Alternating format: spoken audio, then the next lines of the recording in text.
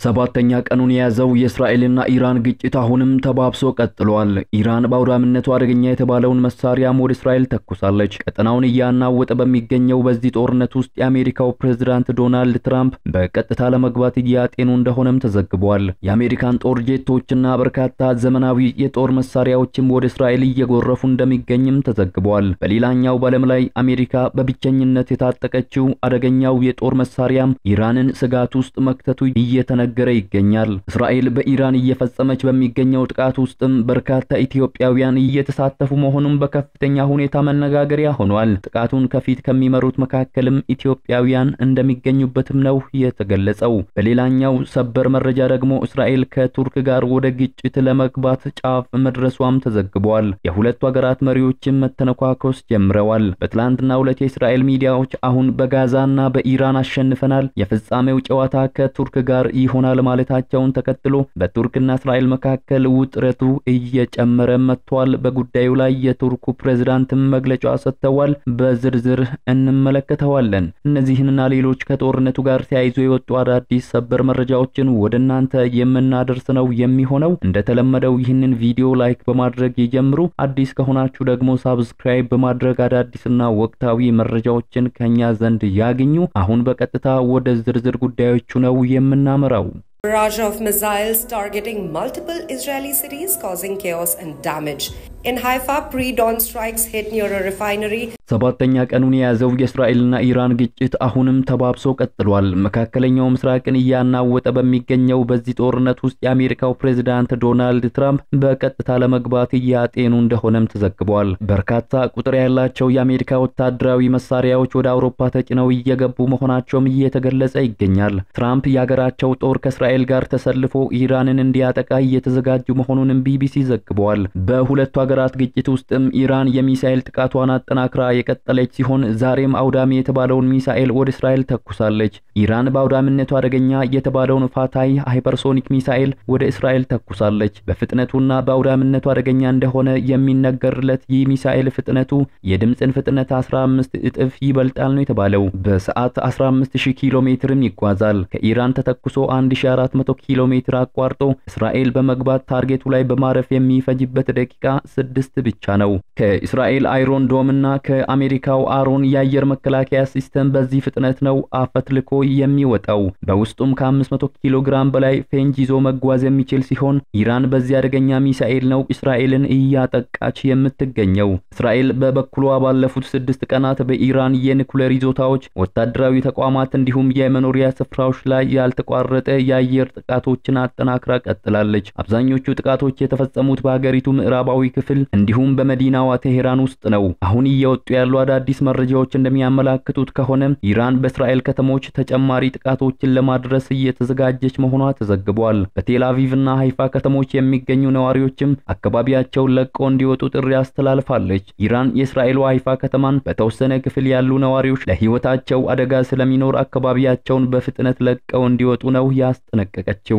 እስራኤል በበኩሏ በኢራን ላይ አሁንም ጥቃቶችን አጠናክራ እንደምትቀጥል ገልጻለች። ባለፉት ቀናት በኢራን ላይ የደረሱት ጥቃቶች ከእስራኤል ጋር ሲነጻጸር በ5 እጥፍ እንደሚበልጥም ነው የተነገረው። በአሜሪካ ውስጥ መቀመጫውን ያደረገው የመከላከያ አስተሳሰብ የፕሮጀክትና የጦርነት ጥናት ተቋም እንደዘገበው የእስራኤል ጦር በኢራን ውስጥ ባሉ ቦታዎች ላይ የአየር ጥቃቶችን ኢራን በእስራኤል ኢላማዎች ላይ ካደረሰችው ጋር ሲነጻጸር በ5 እጥፍ ይበልጣል ብሏል።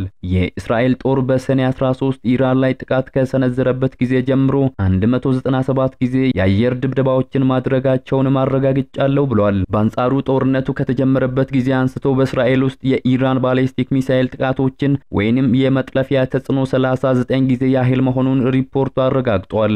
የእስራኤል ጦር አርብ ዕለት በዋና ከተማዋ ቴሄራንና በኢራን ገጠራማ አካባቢዎች ጥቃቱን ከጀመረ ወዲህ በመቶዎች የሚቆጠሩ ሰዎች በኢራን ሲገደሉ፣ በአንጻሩ በእስራኤል ቢያንስ 24 ሰዎች ተገድለዋል። መቀመጫውን በዋሽንግተን ዲሲ ያደረገው የሰብአዊ መብት ተሟጋች በእስራኤል ጥቃት ቢያንስ 585 ሰዎች በመላው ኢራን ሲገደሉ 1300 126 ሰዎች ደግሞ ቆስለዋል ብሏል። ቡድኑ ከሟቾች ውስጥ 239 ሰዎች ንጹሃን ዜጎች መሆናቸውንና 126ቱ ደግሞ የጸጥታ አባላት መሆናቸውን ገልጿል። አብዛኞቹ በኢራን ላይ የተፈጸሙት ጥቃቶች የአየር ላይ ቢሆኑም የእስራኤል የስለላ ድርጅት ሞሳድ ኢላማዎችን በማመላከት እንዲሁም ጥቃቶችን ከመሬት ላይ ሆኖ በመምራት ረገድ ትልቅ ሚናን ተጫውተዋልም ተብሏል። የሞሳድ ወኪሎች የኢራንን የአየር መከላከያ ስርዓቶችን ለማጥቃት ወደ ኢራን በድብቅ የገቡ ሰው አልባ አውሮፕላኖችን ተጠቅመዋል ተብሎም ይታመናል። ከዚህ ቀደም የኢራን ባለስልጣናትም ቢሆኑ የጸጥታ ኃይላቸው የእስራኤል የስለላ ድርጅት ሰራተኞች ሰርገው ገብተውበታል የሚል ጥርጣሬ እንዳላቸው ተናግረው ነበር።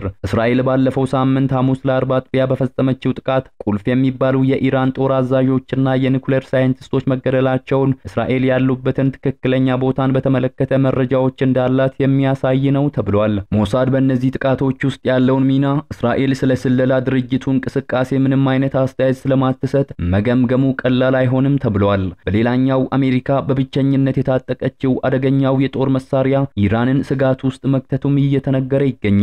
በዓለም ላይ አሜሪካ በብቸኝነት የታጠቀችው GBU-57 የተሰኘው የአሜሪካን ቦምብ ኢራንን ስጋት ውስጥ ከቷል ነው የተባለው። እስራኤል በተደጋጋሚ ጥቃት የምትፈጽምባቸው ቦታዎች ከኒውክሌር ማብለያ ጋር የተያያዙና ሚሳኤል ማስወንጨፊያ ጣቢያዎችን ነው። ዋናው ዓላማዋ ደግሞ ኢራን መሬት ውስጥ እንደገነባቸው የሚገመተውን የኒውክሌር ማብለያ ባንከርን ለመምታት ነው ተብሏል። ሆኖም እስራኤል አሁን ላይ ባላት የጦር ቴክኖሎጂ ከመሬት ስር ያለውን የኢራንን ኒውክሌር ለመምታት አቅም የላትም። ለዚህም የአሜሪካንን እገዛ ትፈልጋለች።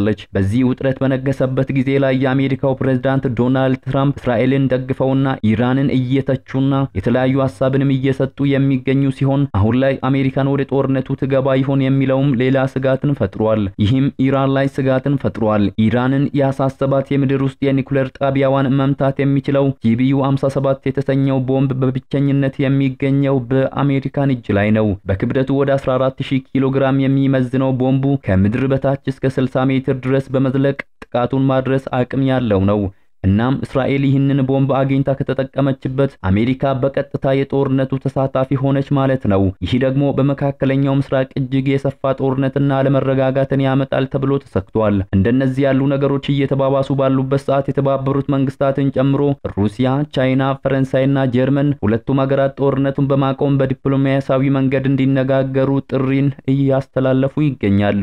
እንደ ኦማንና ቱርክ ያሉ ሀገራት በበኩላቸው እስራኤልን በቀጠናው አለመረጋጋት ከሰት እየሰራሽ ነው ስሉ ከሰዋል። ይህ በእንዲህ እንዳለ እስራኤል ከቱርክ ጋር ወደ ግጭት ለመግባት ከጫፍ መድረሳቸው ተገልጿል። የሁለቱ ሀገራት መሪዎች መተነኳኮስ ጀምረዋል። በትላንትናው ዕለት የእስራኤል ሚዲያ ቻናል 13 አሁን በጋዛና በኢራን አሸንፈናል፣ የፍጻሜው ጨዋታ ከቱርክ ጋር ይሆናል ማለቱን ተከትሎ በቱርክና እስራኤል መካከል ውጥረቱ እየጨመረ መጥቷል። ውጥረቱን ተከትሎ ቱርክ የድንበርና የአየር ክልሏን ደህንነት እያጠናከረች እንደሚገኝም አስታውቃለች። ከቀናት በፊት የቱርኩ ፕሬዝዳንት ቱርክን ማንም አይደፍራትም ማለታቸውም የሚታወስ ነው። ቱርክ ላይ ያነጣጠረ ማንኛውንም ጥቃት ከታጠቀ ኃይላችን ከባድ ምላሽ ይሰጠዋል ሲሉም ነው የቱርኩ ፕሬዝዳንት ረሲፕ ጠይብ ኤርዶሃን የተናገሩት። በቀጠናው ውጥረት እየጨመረ መምጣቱን ተከትሎ ደህንነቷን እያጠናከረች ስለመሆኗ የገለጹት የቱርኩ የመከላከያ ሚኒስትር ያሳር ጉለር ቱርክ የብረት ጋሻ የሚል ስያሜ ያለው የአየር መከላከያ ስርዓቷን መጠቀም መጀመሯንም ጠቁማለች። አክለውም እስራኤል በኢራን ላይ የወሰደችውን ጥቃት ያወገዙ ሲሆን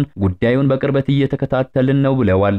የእስራኤል ህገወጥ ድርጊቶች በመላው ቀጠና ላይ ግጭትን ለማስፋፋት ያለሙ መሆናቸውን መጀመሪያ በጋዛ ከዚያም በሊባኖስ አሁን ደግሞ በኢራን እየፈጸመች ያለው ጥቃት ማሳያ ነው ሲሉ አክለዋል። እስራኤል በድርጊቷ ቀጠናውን ወደ ትርምስ እየጎተተች በመሆኑ ዓለም አቀፉ ማህበረሰብ የእስራኤልን ድርጊት ለማስቆም በአስቸኳይ እርምጃ መውሰድ አለበት በማለትም ጠይቀዋል። በሌላኛው አነጋጋሪ መረጃ እስራኤል በኢራን እየፈጸመች በሚገኘው ጥቃት ውስጥ በርካታ ኢትዮጵያውያን እየተሳተፉ መሆኑን በከፍተኛ ሁኔታ መነጋገሪያ ሆኗል።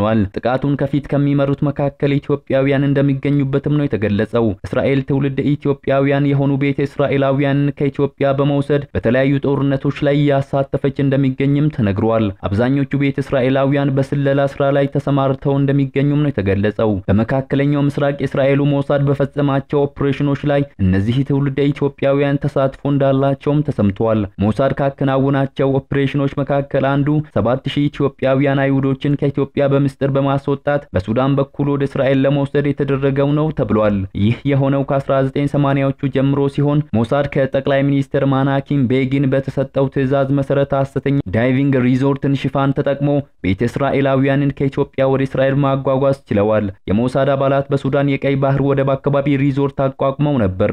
ሪዞርቱም ለሰላዮቹ እንደ ካምፕ ሆኖ ነበር የሚያገለግለው። ሰላዮቹ ቀን ቀን የሆቴል ሰራተኞች ሆነው ያገለግላሉ። ማታ ማታ ደግሞ ከኢትዮጵያ በእግራቸው የመጡ አይሁዶችን በድብቅ በአውሮፕላንና በባህር ያጓጉዛሉ። ይህ ኦፕሬሽን ቢያንስ ለ5 ዓመታት የቆየ ሲሆን የሰላዮቹ እንቅስቃሴ በተጋለጠበት ወቅትም የሞሳድ ቡድን አባላት ሱዳንን ለቀው ወጥተው ነበር። አሁን ላይ እስራኤል በኢራን እየፈጸመች በሚገኘው ጥቃት ውስጥም የስለላ ስራውን ከሚሰሩት መካከል ትውልደ ኢትዮጵያውያን እንደሚገኙበትም ተገልጿል። የእስራኤሉ የስለላ ቡድን ኢራን ውስጥ እንደሚገኝና ድሮኖችን ጭምር ሳያስገቡ እንዳልቀረ የኢራን መንግስት ጭምር አምኗል። የተወደዳችሁ የሚዲያችን ቤተሰቦች ለሰዓቱ የያዝናቸው መረጃዎች የተከታተላችሁትን ይመስሉ ነበር። ከሰዓታት በኋላ በሌሎች መረጃዎች ዳግም እስከምንገናኝ በያላችሁበት መልካሙን ሁሉ ተመኘን።